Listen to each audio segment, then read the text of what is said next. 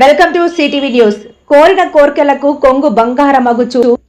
తన కరుణారస వీక్షణంతో ఓరుగల్లు ప్రజల ఇలవెల్పుగా విరాజిల్లుతున్న శ్రీ భద్రకాళి అమ్మవారికి శ్రీ లక్ష్మీ శ్రీనివాస సేవా ట్రస్ట్ మహబూబాబాద్ అధ్యక్షులు శ్రీ బి కృష్ణారెడ్డి ఆధ్వర్యంలో పోచమ్మ మైదాన్ రత్న హోటల్ నుండి భద్రకాళి దేవస్థానం వరకు మేళతాళాలతో సుమారు 300 మంది భక్తులు ర్యాలీగా విచ్చేసి శ్రీ భద్రకాళి అమ్మవారికి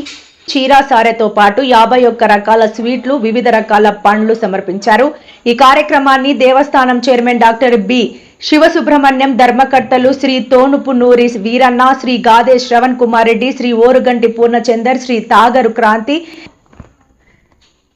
శ్రీమతి మోతుకూరి మయూరి రాము, శ్రీమతి గాండ్ల స్రవంతి, శ్రీమతి నార్ల సుగుణ, శ్రీ పాలడుగుల ఆంజనేయులు, శ్రీ జారతి వెంకటేశ్వర్లు, శ్రీ అనంతుల శ్రీనివాసరావు, ఈవో శ్రీమతి శేషు భారతి, ప్రధాన అర్చకులు శ్రీ భద్రకాళి శేషులు తదితరులు ర్యాలీని ప్రారంభించారు.